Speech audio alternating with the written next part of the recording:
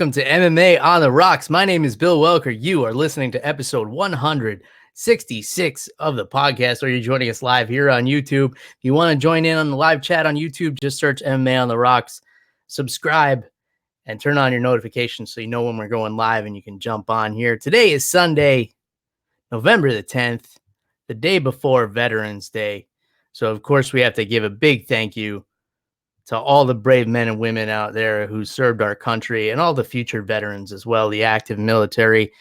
Thank you all so much for protecting the freedoms that we do so enjoy. There's one thing that we can't thank you for, and that's a day off of school. And I know somebody who's upset about that. All the way from Frosty, New Jersey, my co-host, Jeff, the Animal Wilson. Jeff, ¿está lista la sopa? Bill, we had to skip on the soup today. Oh, no soup? It's 30 degrees. No, we ordered in. But Bill, this school I'm in, it's a private Catholic school. I'm not going to give away the name because then people will be able to find me, and I'll get endless fan mail, which we can't have. But Bill, we do not get off for Veterans Day, which personally offends me. I always thank veterans when I see them out. If I'm like eating with some friends, I'll wait until like somebody's leaving, and then I'll thank the veterans because, dude, I mean, like you said, they've died for our freedoms. They're the reason we don't speak German, and I don't even care about the day off. It's just about the principle of the matter. I think we live in the greatest country in the world, and I tell this to my students all the time. Do we have our problems? Absolutely we do, but we have a lot of freedoms that a lot of other countries don't, man. My family is from El Salvador. It's a third world country, and it's overrun by gangs in a lot of places. You can't even get on. If you get on the wrong bus, you might never get off that bus, Bill. That's just how it is in some countries. I'm lucky that my family in El Salvador, they live in some safer sections, but it's not like that for everybody. So, we're blessed, and there are a lot of good men and women who are still fighting the good fight for us to remain blessed. So, yeah, that's my spiel. Yeah, man, it's a good one. I'm personally thankful, every day. It's something you can't take for granted. There's a lot of people who had to put it on the line for us to be able to live the way that we do. And I'm personally very appreciative of that. I relate to a lot of veterans because of my time in the fire service. It's not the same thing, but, the camaraderie, the brotherhood, it's run like a very military operation. So, when I talk to a lot of veterans and things like that, we can bond over those things. I know there's a lot of veterans who listen to the show as well. So a special thank you to all of you for your service. All right, man. It's weird to go from veterans to talking about a UFC card that took place in Moscow, man. Yeah, in a communist country. Yeah, we were at. It wasn't too many generations ago. We were at a Cold War with this country. Yeah. It was like, but both of us had our fingers on the trigger here. So let's move it to Moscow. UFC Fight Night 163 Zabit Magomedsharipov against Calvin Kattar. This fight was supposed to have taken place last month in Boston, in Calvin Kattar's hometown, but Zabit was like, "No, you know what? I'm kind of sick. But next month in my home country of Russia, I think I'll be good then. Unless you want to make it 5 rounds. I can't do 5 rounds, but I'll be good for 3 rounds next month. So, why don't we do that? Why don't we move away from your hometown? You didn't really want to do that anyway, did you?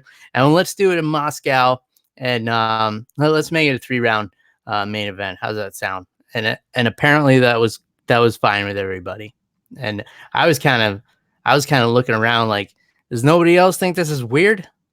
What were you thinking, Jeff? I mean, am I alone on this? First off, I was thinking about what the THT levels are permissible over in Russia, Bill. That was my first thought. And second off, I was disappointed. I texted you about it. What day was it? Friday or Saturday? No, because I didn't know there was going to be 3 rounds until Friday afternoon, Hmm. and I was annoyed. I think it shows a lack of discipline on Zabit's part, and it shows a lack of professionalism. Listen, Hmm. you know what day you got to be ready. Don't chump out now. And also, doesn't Zabit train in like New Jersey? Now he's going to travel halfway across the world just to Yeah. fight in his hometown. Yeah. Like, give me a break, dude. But moving into the card itself, Bill, I'll be honest with you, this card was not what I expected. It was a sleeper, man. Hmm. I had to fight to stay awake for it, and it was in the middle of the day. All right, I felt like I was watching 8 hours of Russians not win in their home country. until until the main and co-main events, I guess. And I think there was one other one in there, but yeah, um, it was weird. You know what else was weird, Jeff? 12 guys, 12 fighters on this card with a last name that ends in the letter V. I don't know why that stood out to me, but I had to count them because it did stand out to me. A lot of Ovs in there, Volkov, Sharipov, and all these guys. In any case, yeah, V for very boring. I guess I was personally, I was like doing yard work and stuff. I had the ESPN Plus up on my laptop and I had it outside and I was like having a beer while I did some yard work, like pulling some hedges out and stuff because it's actually been beautiful here in Florida, Jeff. We just got down into the 70s. It was actually like in the 60s last night, which was perfect. In any case, we can get back to the weather later, especially because I'm going to be coming up to New York next week. So Zabit, outpoints Calvin Kattar. I wouldn't put it as anything more than that. The third round, he completely turned his back and ran away from him, which I'm never a fan of. And I know, I guess he was battling some staph infections and stuff like that, and he had some other stuff going on, but um, I was more impressed with Calvin Kattar, pressing the action when he was losing than I was with Zabit outpointing Calvin and then running away when he knew he had it in the bag. It was just the kind of performance that left a bad taste in my mouth. And I know there's been a big hype train behind Zabit, and I can't get on it, Jeff. I just, he does some flashy stuff. He had that cool Suluev stretch knee bar finish a couple of months ago. But man, I'm just starting to get a little bit of a sour taste in my mouth. The running away, the changing venues, the I can't do 5 rounds, and then he wants a title fight. I don't understand how you can refuse to fight 5 rounds and then say like, hey, I want to fight for the title now. That doesn't make any sense to me. I think he needs another fight before he gets anywhere near Holloway or Volkanovski. But I was impressed with Calvin Kattar in this one. He didn't get frustrated. He kept chasing Zabit even when he completely turned his back on him. He just kept walking him down. I wish he would have cut a few more angles and cut the cage off a little bit more and trapped him. It looked like he stung him a couple of times, and we all know Kattar can hit like a fucking truck. What were your thoughts on this main event here, Jeff? I know you weren't too thrilled with the card overall, but give me your thoughts here. Yeah, I'll be honest with you, Bill. I'm on the Zabit hype train, and I'm thinking that maybe I got a couple more stops before I get off. Um, I was really disappointed. He went in there, wasn't really looking to put on a show. Just kind of wanted to get 2 rounds under his belt, and then you call it a day. Which it's a sound strategy if you want to win, but if you're looking for a title shot, you got to give me more than that. I think you got to give the UFC more than that. You got to give the fans more than that. And Zabit kind of just was like, all right, let me just outpoint this guy and then we'll move on. I don't think that's the way you approach title shots in this day and age. When you have guys like Conor McGregor who have gone through a meteoric rise, and gotten title shots maybe when they didn't deserve it. Although Mhm. Conor McGregor did really well with the title shots he got. But it's a day and age where people remember the last thing you did before the title shot. So, if you're Zabit, you got to put on a show here. You gotta finish Calvin Kattar, Mm-hmm. and that's a tough ask. Honestly, I think Calvin Kattar, he's a tough dude as well. I think if they had gone 5 rounds, I see Zabit losing this fight actually. Mm-hmm. Um, so maybe it's for the best that he won in 3 rounds. Like you said, he was slowing down in that third round, and that's a Mm-hmm. problem that has happened before with him. So Yeah. I don't think he's ready for a title shot. I think you got to give him somebody else in the top 5 here first. Maybe a Brian Joe. Ortega. Oh yeah, absolutely. I was thinking Joe Saldo, but yeah, Brian Ortega would be awesome to Mm-hmm. see those two go at it. Or maybe we could finally see the Yair fight, because here's two guys who have kind of been like, um, like prima donnas a little Mm. bit, in different ways, but I would put them kind of in the same category. So fuck it, make them fight, and like loser leaves town, and maybe the winner does too. I'm all for it, but I don't think that fight happens. Neither of them would sign that contract. Yeah, right. I don't know if I want it to be 5 rounds. Oh, it's gonna be in Montana. I don't like states that start with M. Like these guys, like what? Just fucking get in there and fight. I need more guys like Ally Aquinta, who's like, oh, you called me out, and it's gonna be on the other side of the world. All right, I'll be there. Even though the UFC offered him, like, hey, Al, you want to do it in New York? He's like, nope. This is where he called me out. That's where I'm going, and we're gonna fight. And that's it. Those are the guys that I respect the most. So we need more regionals in the world. In any case, co-main event, Alexander Volkov looked good. I don't have anything else on this one. He looked good. I don't have anything to say about him or whoever it was he was fighting. Yeah, we can move on. Danny Roberts with an impressive knockout over Zelim Imadaev in the second round, just right before the bell, just 6 seconds to go to the end of the second round. And he comes in with a nice combination. This is why you got to move your head after every punch, because he throws that combination, moves his head after the first punch, and then he comes around with that big looping punch and put Imadaev down. And I thought it was an impressive win for Danny Roberts. So what do you think, Jeff? Yeah, it was super impressive for Danny Roberts, and we talk about it all the time. If you're gonna stay in the pocket, you gotta get your head out of the way.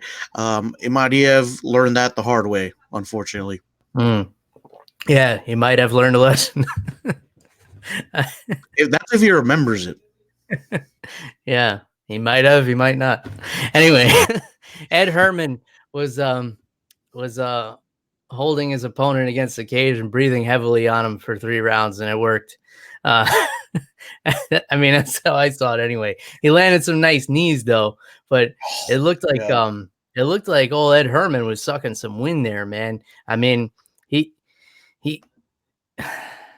here's a guy who used to come in like ripped all the time. And you got to wonder, like, why is this guy still flying across the world and fighting like these young lions?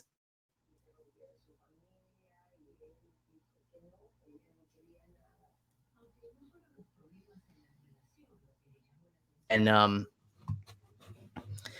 don't know, man, but he gets the win over a young Russian kid who was supposed to come in and steamroll him. So, credit to him for that. Any thoughts on that one, Jeff? Yeah, both of these guys were just so tough, dude. Especially Ibragimov at the end of this one. He was eating some nasty knees, face all bloodied. You could tell every knee was a world of agony for him, dude. Because every knee that he ate, he would cover up. His hands would be on his face. Probably broke his nose. So credit to both of these guys. They went to war last night. This was one of the fights that did not disappoint me. Yeah, it was an interesting fight. I just feel like, for me, like having seen Ed Herman in his prime, and now seeing it like back when he was with Team Quest, and seeing him now, it's like a before and after picture from like a weight loss commercial, but like this is the before, like what we have now. Yeah, it's just like I don't know why Ed Herman's still doing this. I guess he's just still super competitive. And Matt Temple wants to know why we're not drinking pop off vodka. It's because we don't drink vodka on this show. I'm drinking bourbon and ginger ale right now. Actually, I usually never mix anything with bourbon, but it's a little bit warm here in Florida, so I need a little ginger ale in there. So here we go. Anthony Rocco Martin and Ramazan Emeev. I thought Emeev was really impressive in this fight, especially I think it was in the second round when Rocco Martin had a Kimura locked up on him, and they went through like every position of the Kimura trap system. And at one point, Emeev was defending the Kimura. Usually the way you defend a Kimura is you have to lock your hands together, and then you have to weave one hand in between. It's a whole thing, and most of you are not even watching a video of this. It's all audio audience. But in any case, at one point he tried to lock his hands together and he could only grab one finger. And I thought this dude was gonna break his own finger off in order to not tap to this Kimura. That was fucking dedication, man. Because there's a lot of people who would tap in that scenario, and he stuck it out. He's a tough kid, man. He's young. Anthony Rocco Martin is no easy task for anybody. He's up there in the top 15, I think, in the welterweight division. Slick jiu-jitsu. I thought Emeev was getting the better of him on the feet. He was snapping that jab in his face, and Martin kept telling him that it wasn't hurting him, which usually means it hurt him. 10 out of 10 times, if you're saying that didn't hurt, it's because it fucking hurt. In any case, I thought this is a pretty competitive fight. At least, the times I was looking up from my yard work to watch it. Any thoughts on this one, Jeff? Yeah, this was another good fight, man. Both of these guys are so tough, dude. And I'm with you 100%. There were a few times that I thought Emeev was going to tap to that Kimura. I credit to Rocco Martin, man. He was like a pit bull going for this Kimura, man. Wherever Emeev was going to, Martin would move his legs to reposition and just not let go of that arm. So, I, as a bigger, stronger guy, I love Kimuras. So, I love seeing stuff like this. And, the whole time this fight was competitive, man. They each made each other work. So, yeah, this was definitely one of the better fights on the card. Yeah, this was one of the ones where they announced a decision. I was like, oh, Martin got it? Oh, all right. Yeah, I guess. Cool. Anyway, Shamil Gamzatov with a split decision victory over Klidson Abreu. Magomed Ankalaev. This was an impressive knockout. The front kick followed by the punch over Dalcha Lungiambula. These guys were like some big, scary dudes in there swinging on each other. This one's pretty good too, Jeff. As we're like kind of reflecting on this card, it wasn't that bad. It really did feel like it was going on forever though.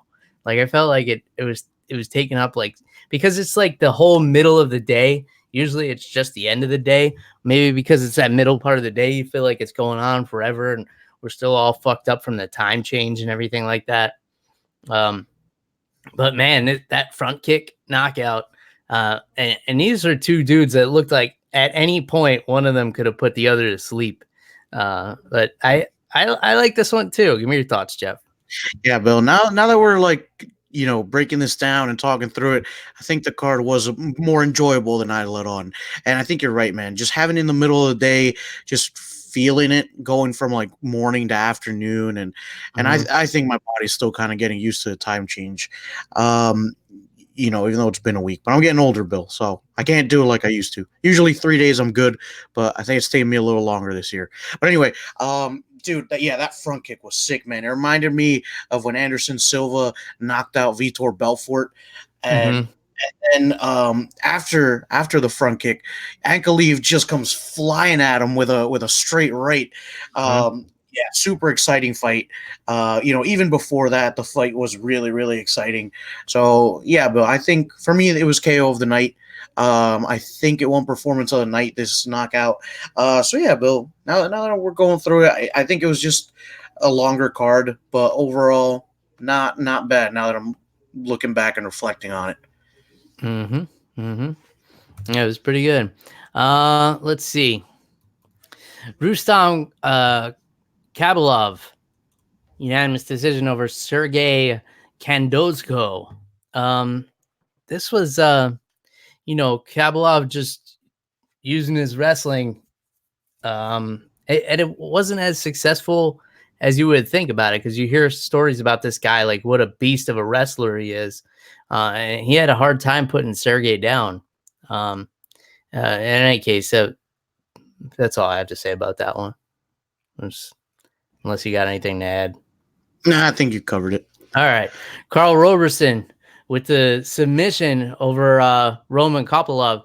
This is a fight. Roberson just, dominant with the leg kicks, over and over and over with the leg kicks, and just like picking his shots, landing at will. And then in that third round, he got poked in the eye, and it was really bad. They thought he was bleeding from his eye. It turns out it was a cut that was like just below the eye or just above the eye, something like that. And then Roberson, who's a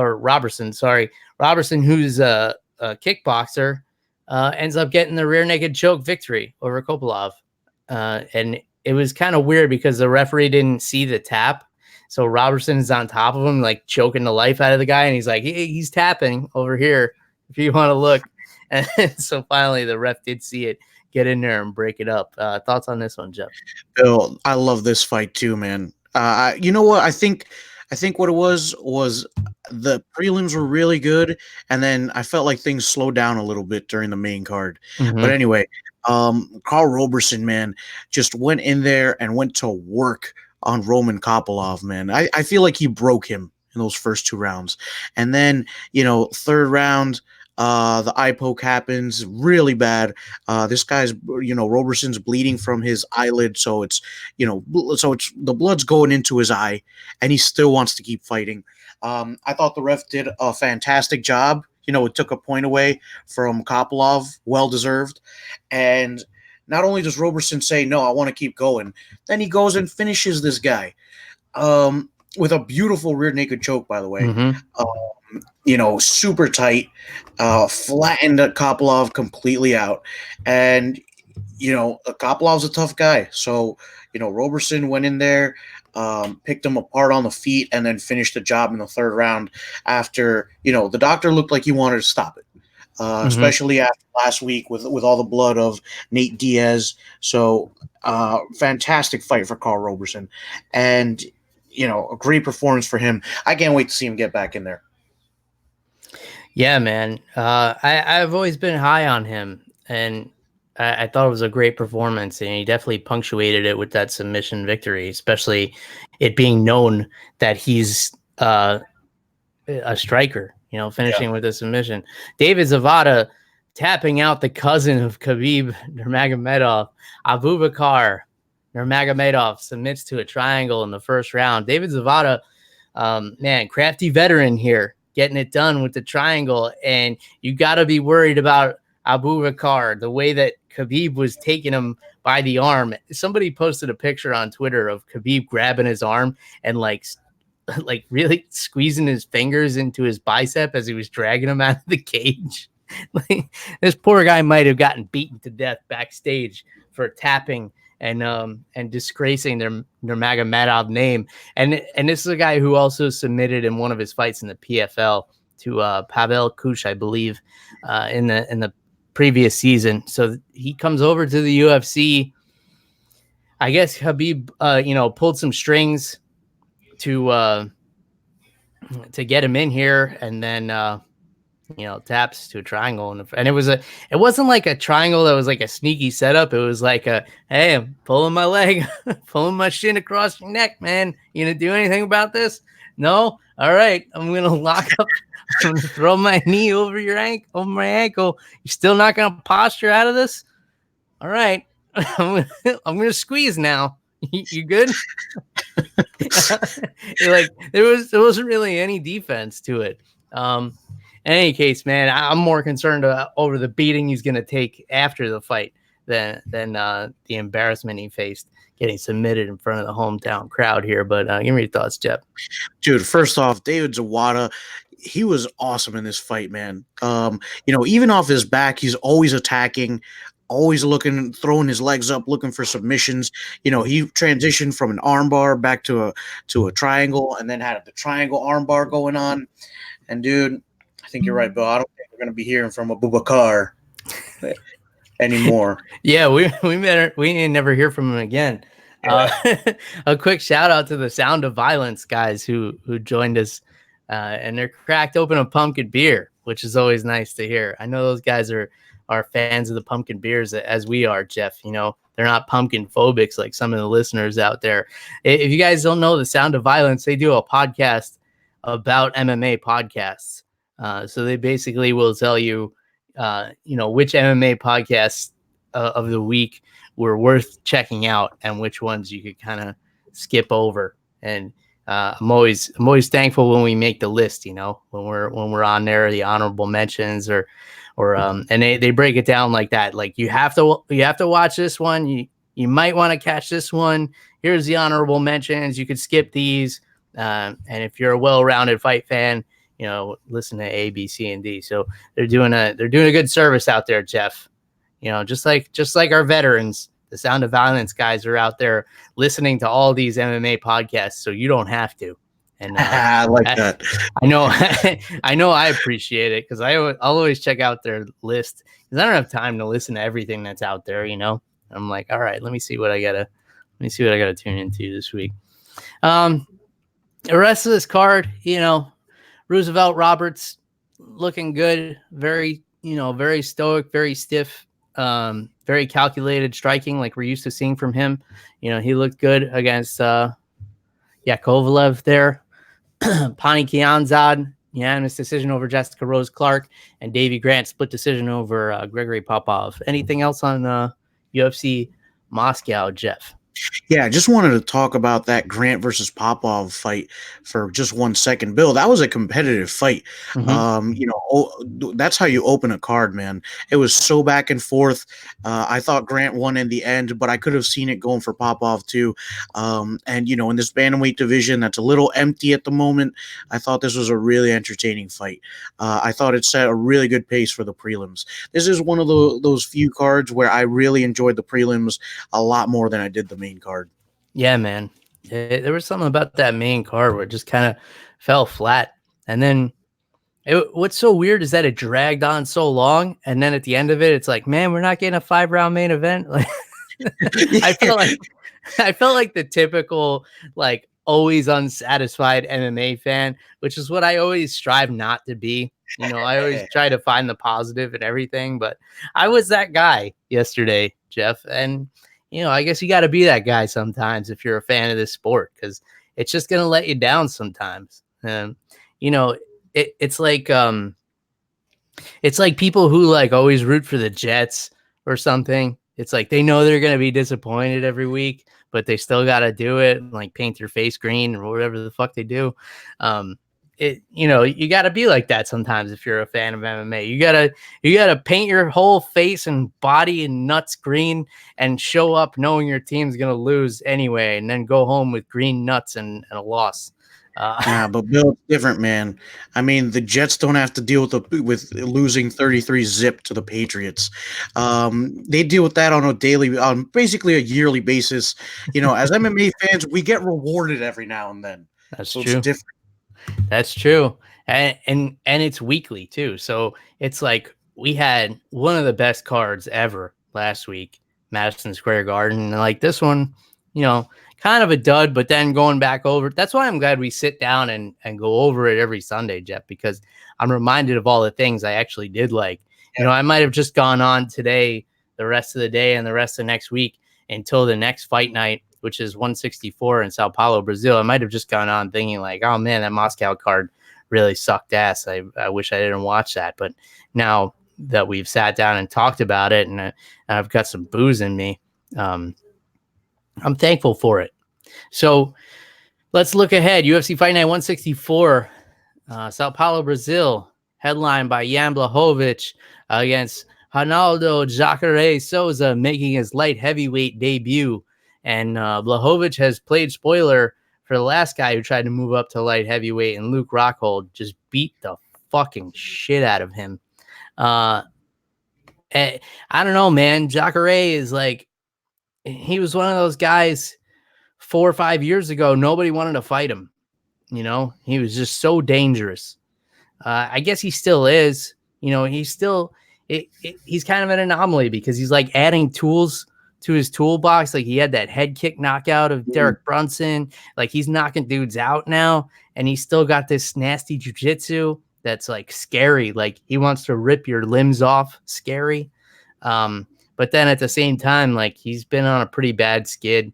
You know, he's coming off that loss to Jack Hermanson at Fort Lauderdale a couple of months ago. So he's making the move up to light heavyweight. I think it's probably a good move for him. He's a pretty big dude, but not like huge. Like, oh my God, that guy makes 185.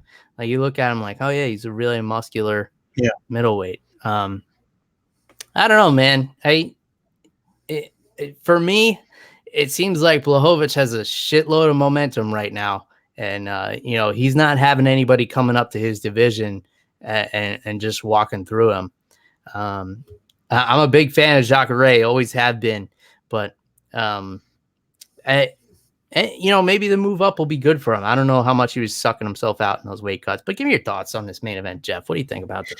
Bill, I'm nervous for Jacare here. I mean, you got a pissed off Blachowicz who I think should have gotten a title shot before Dominic Reyes.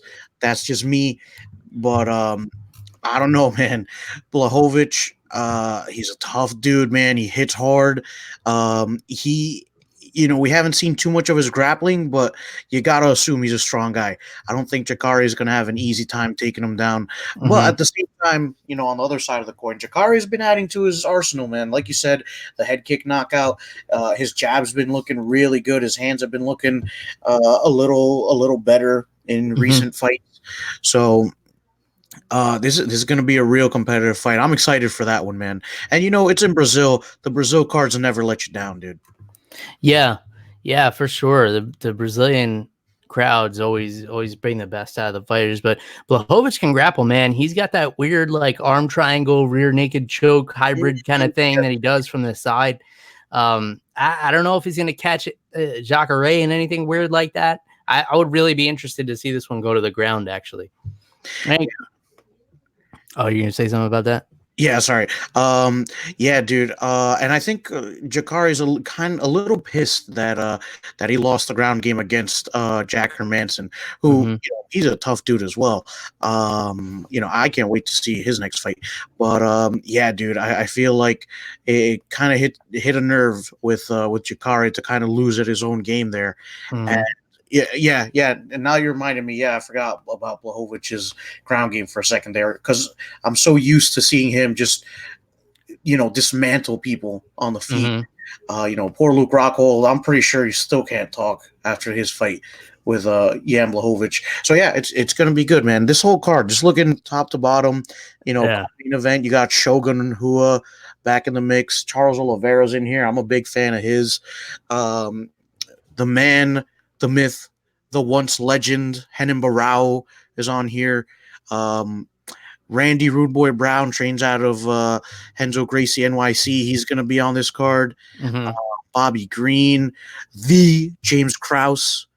We haven't seen James Krause in a while. Yeah. Dude, this whole card looks really, really interesting. Yeah. James Krause and Sergio Moraes. That's a sleeper of a fight. That's a fun one. Mauricio Shogun Hua and Paul Craig is the co-main event. Quick turnaround for Paul Craig after coming off that impressive victory in his last fight, where he knocked out Alonzo Menafield, I believe. I'll double check, but I think you're right. Yeah, look into that. Charles Oliveira, Jared Gordon. That's a really fun fight. Big step up in competition for Jared Gordon.